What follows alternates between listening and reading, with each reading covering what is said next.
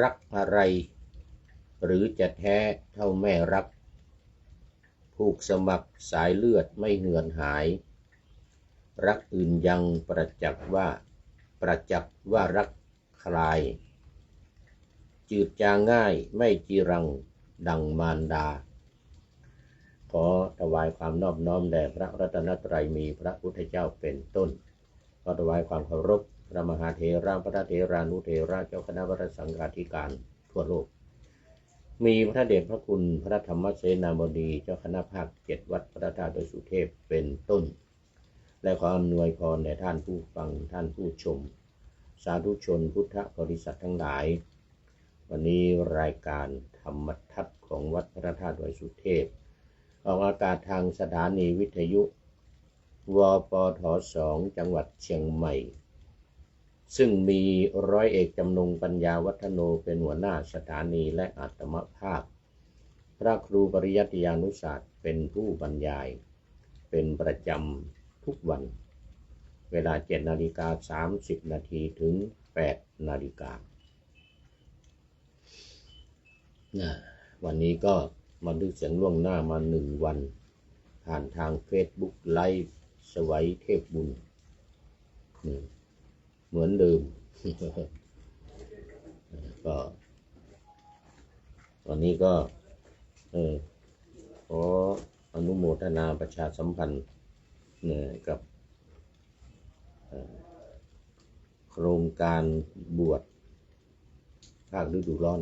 บรรพชาอุปสมบทภาคฤดูร้อนของวัดเจดีย์แม่ครัวตำบลหนองหานอำเภอสันทรายจังหวัดเชียงใหม่ท่านพระครูวชิรคุณาทานฝากประชาสัมพันธ์มาว่าวันที่ 25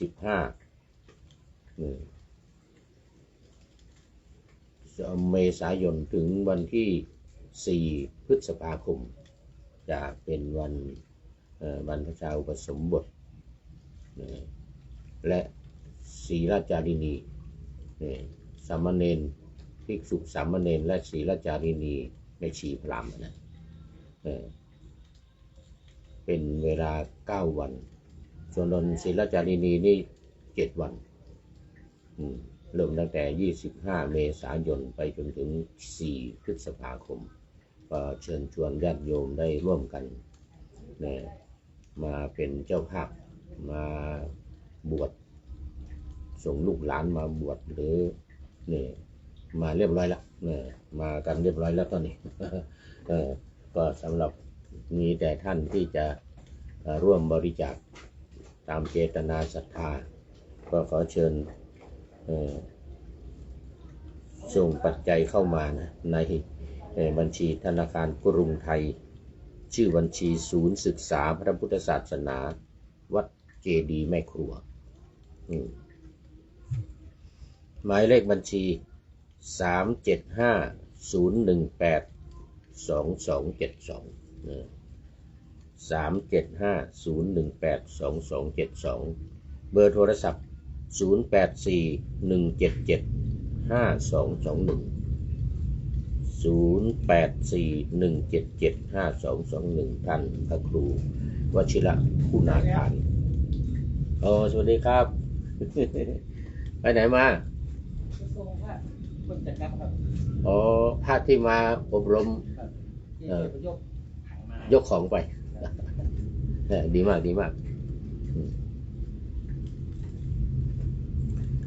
นี่ก็ถ้ามาอบรมเหมือนที่ประชาสัมพันธ์ทุกวันเนี่ยอบรมการสวดปาฏิโมกข์ครบแล้วครบแล้วเมื่อวานนี้รับประกาศนียบัตรเขาเรียกวุฒิบัตรไปแล้วทั้งหมดเข้าอบรม28 รูปอย่างเป็นทางการนะไม่นับที่ไม่ลงชื่อทั้งหมด30 กว่ารูปนะทั้งหมดรวมพระวิทยากร44 รูปโนทนากับท่านเจ้าภาพทุกท่านที่ได้มาร่วมบริจาคเป็นเจ้าภาพภัตตาหารและน้ำปานะจบไป17 รูป28ก็ไม่ผ่าน ที่ไม่ผ่านก็11รูปไม่ได้ตามเวลา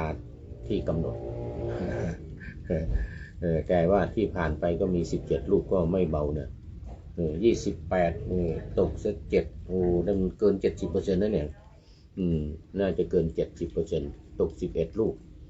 ได้17รูปเกิน 50% นี่60อ่ะ60%กว่าตอนนี้ขอต้อนรับทองเก๊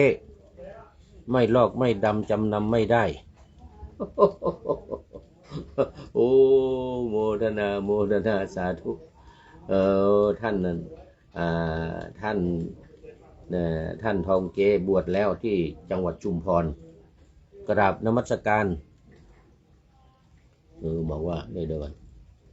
กราบนมัสการขอรับพระครูจารย์นี่มาแล้วสำเนียงนครศรีธรรมราชมีบ้านเดิมอยู่นครศรีธรรมราชแล้วก็ตอนนี้ไปบวชดูแลครูบาอาจารย์ที่อาพาธติดเตียงก็เลยไปบวชอยู่ที่ชุมพร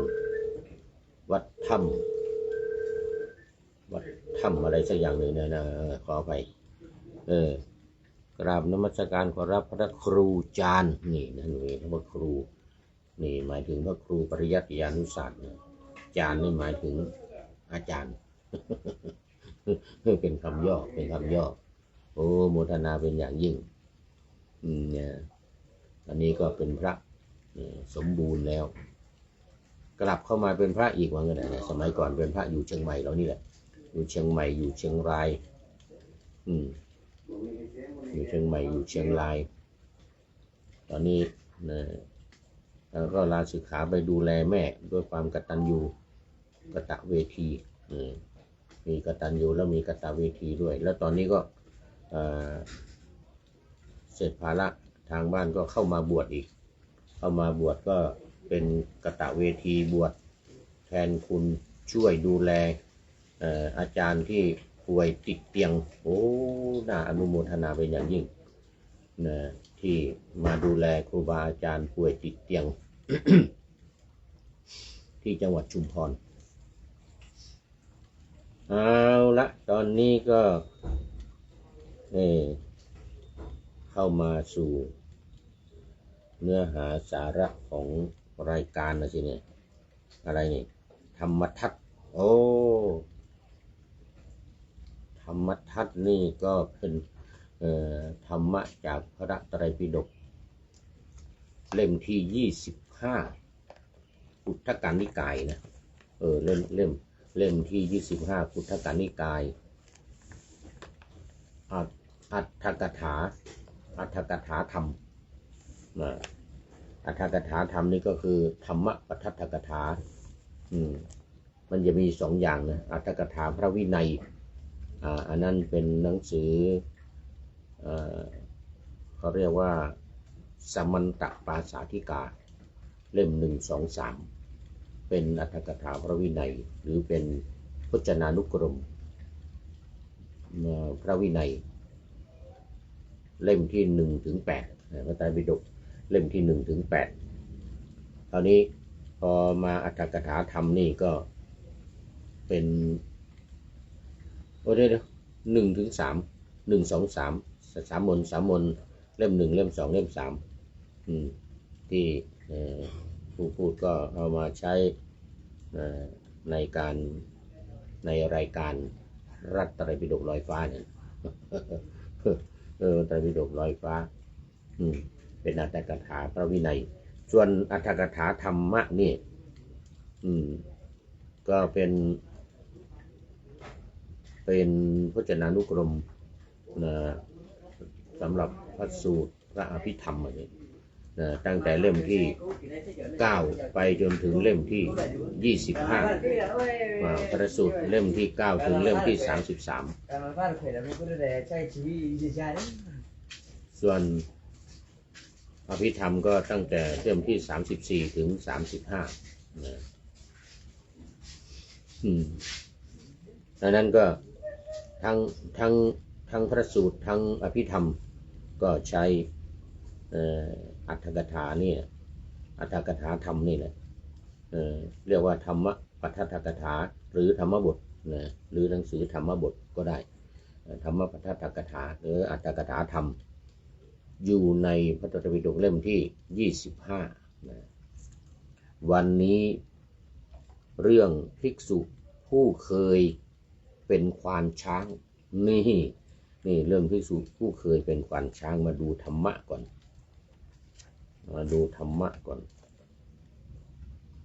ก็บุคคลพึงไปสู่ทิศที่ยังไม่เคยไปด้วยญาณเหล่านี้เหมือนคนผู้ฝึกตนแล้วไปสู่ทิศที่ยังไม่เคยไปด้วยการฝึกแล้วทรมานดีแล้วฉะนั้นไม่ได้ฉะนั้นไม่ได้นี่คาถานี้ก็มีพระคาถามีความว่าบุคคลไรพึงไปสู่ทิศคือพระนิพพานที่นับว่ายังไม่ได้ไปทิศที่ยังไม่เคยไปนี่คือพระนิพพานที่ยังไม่เคยไปเพราะความเป็นทิศที่ตนยังไม่เคยไปแม้โดยที่สุดด้วยความฝันขนาดฝันยังไม่ได้ไปนะฝันยังไม่ฝันเลยด้วยญาณทั้งหลายมีญาณคือช้างเป็นต้นเหล่านี้ไม่ได้ญาณทั้งหลายจะฝึกดีขนาดไหนจะเอาญาณเหล่านี้ไปนิพพานไม่ได้นะเพราะฉะนั้นไม่ได้นะแต่ บุคคลผู้ฝึกตนคือหมดพยศมีปัญญาไปสู่ทิศที่ยังไม่เคยไปแล้วนั้นคือบรรลุถึงภูมิแห่งท่านที่ฝึกตนแล้วด้วยตนที่ฝึกดีแล้วด้วยการฝึกอินทรีย์ในส่วนเบื้องต้นนี่ตาหูจมูกลิ้นกายใจคอนโทรลควบคุมตาหูจมูกลิ้นกายใจทรมานดีแล้วคือทรมานตัวเองทรมานจิตใจทรมานอินทรีย์เนี่ยนะด้วยอริยมรรคภาวนาในส่วนเบื้องหลังอริยมรรคก็อริยมรรคมีองค์8ประการสัมมาทิฏฐิสัมมาสังกัปปะสัมมาวาจาสัมมากัมมันโตสัมมาอาชีโวสัมมาวายาโมสัมมาสติสัมมาสมาธิโดยอริยมรรคนี่นะในหนหลังฉะนั้นก็หาไม่ได้ก็หมายถึงว่าถ้าไม่ได้ฝึกไปด้วยม้าด้วยช้างด้วยอะไรต่างๆเหล่านี้ไม่ได้แต่ถ้าฝึกด้วยปัญญามีปัญญาควบคุมอินทรีย์ทรมานตนด้วยอริยมรรคมีองค์8ประการนี้ก็สามารถที่จะไปได้เพราะฉะนั้นการฝึกตนเท่านั้นจึงประเสริฐสำหรับเธอการฝึกตนเท่านั้นจึงประเสริฐสำหรับเธอเรื่องนี้ก็มาดูภิกษุที่เคยเป็นควานช้างภิกษุที่เคยเป็นควานช้างนี่ก็สมัยที่พุทธองค์ประทับอยู่ที่เชตวันเมืองสาวัตถีนะเมืองสาวัตถีทรงปรารภภิกษุรูปหนึ่งผู้เคยเป็นนายหัตถาจารย์ตรัสพระธรรมเทศนานี้ว่านะหิเจเตหิเป็นต้นเหมือนกับคาถาที่ว่าเมื่อกี้นี้นะเดี๋ยวเรามาดูสุดท้ายอีกทีหนึ่งวันหนึ่งภิกษุนั้นเห็นนายควานช้าง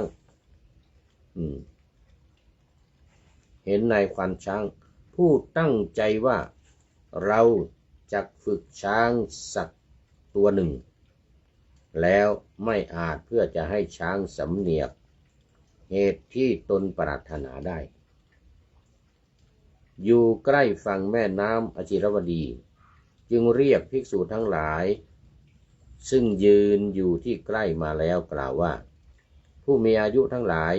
หากว่านายหัตถาจารย์นี้พึงแทงช้างตัวนี้ในที่ชื่อโน้นไซ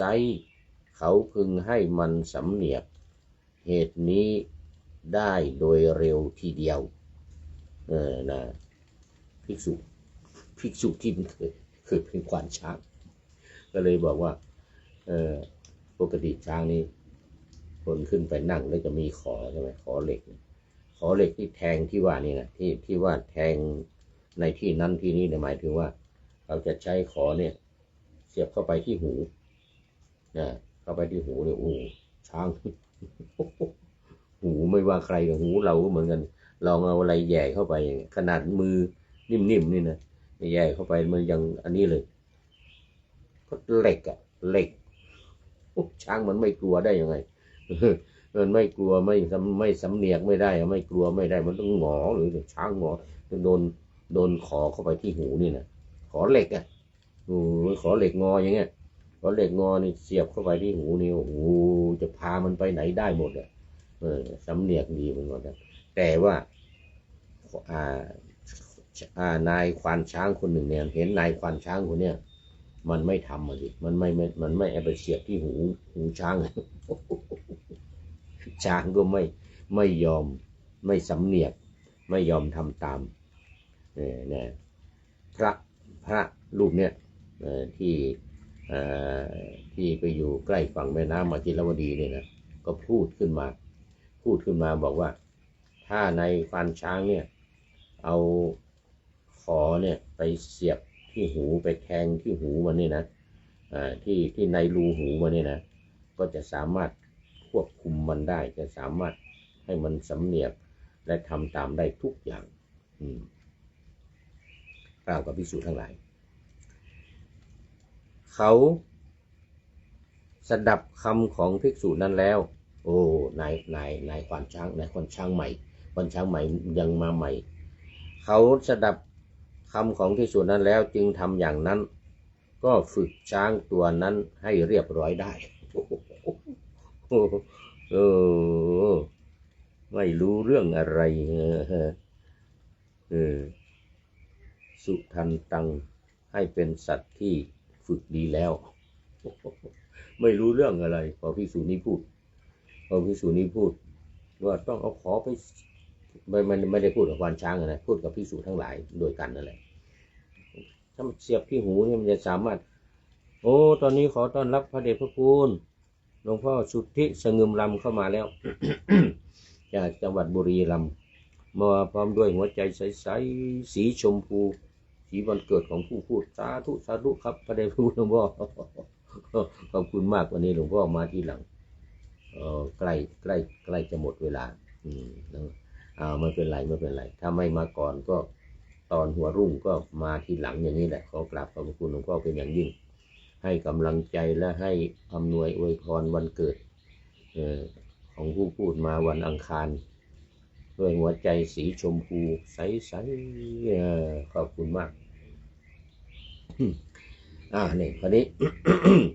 ช้างนั้นควานช้างนี่ก็สามารถควบคุมช้างนั้นได้ทำให้หายพยศทำให้สำเนียกแล้วก็เรียบร้อยว่างั้นนะเรียบร้อยภิกษุเหล่านั้นจึงกราบทูลเรื่องนั้นแด่พระศาสดาที่ฟ้องภิกษุในสมัยนั้นเห็นทำอะไรใครทำอะไรใครพูดอะไรที่แปลกเป็นเรื่องเป็นราวอะไรก็ไปฟ้องพระพุทธเจ้าอะไรเงี้ยบางทีหน้าแตกเนี่ยบางทีหน้าแตกไปฟ้องพระพุทธเจ้าไม่เอาด้วยอย่างนี้นะมีอยู่ครั้งหนึ่งมีภิกษุรูปหนึ่งฉันมะม่วงในตอนเย็นภิกษุฉันมะม่วงในตอนเย็นนี่นะอีก 2-3 รูปก็ไปฟ้องพระพุทธเจ้าเนี่ยฟ้องพระพุทธเจ้าก็เรียกภิกษุที่ฉันมะม่วงมาภิกษุมานี่ก่อนเธอฉันมะม่วงจริงไหมจริงพระเจ้าค่ะแล้วเธอฉันทำไมเธอจึงฉันมะม่วงข้าพระองค์หิวพระเจ้าค่ะว่าไงนะความหิวเป็นยังไงมันปวดท้องพระเจ้าค่ะว่าไงนะพระพุทธเจ้าก็เลยตรัสกับภิกษุทั้งหลายบอกนั้นที่มาฟ้องเลยนะครับภิกษุทั้งหลายภิกษุฉันมะม่วงเวลาหิวไม่เป็นอาบัติหน้าแตกเลยภิกษุที่มาฟ้อง 2-3 รูปเนี่ยมาฟ้องหน้าแตกเลย ต้องไปหาหมอปรากฏว่าไปหาหมอหมอไม่ยอมรับเย็บอีก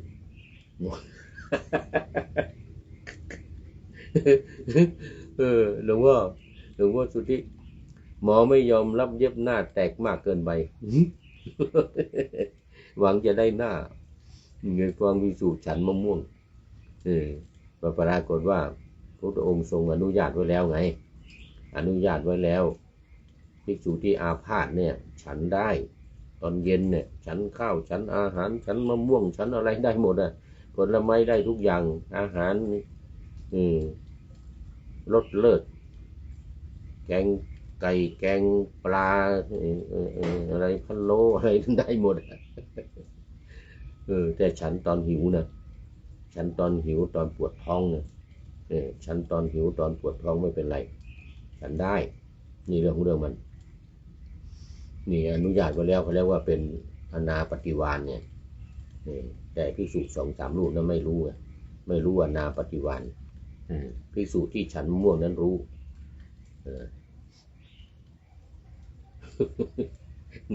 นี่ก็เหมือนกันภิกษุพวกนี้พอภิกษุที่ว่าเรื่องควานช้างนะว่าให้เอาเหล็กไปแทงที่หูนะที่รูหูนะไปฟ้องพระพุทธเจ้าพระศาสดา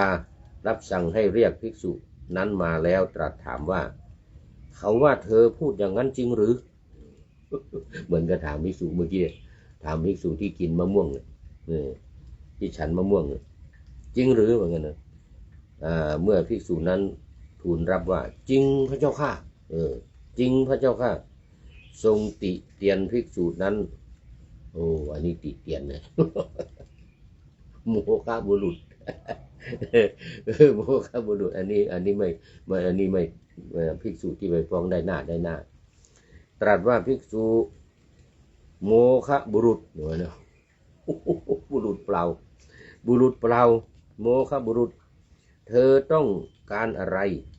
ด้วยยานคือช้างว่าไงนะ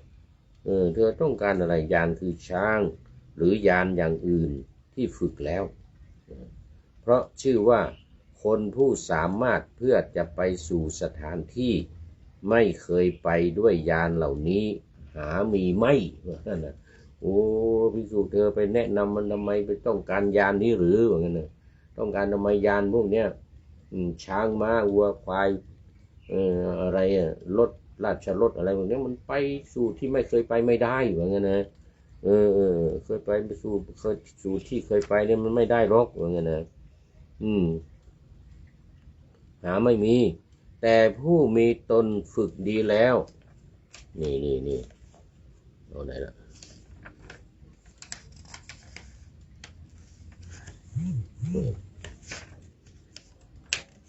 แต่ผู้มีตนฝึกดีแล้ว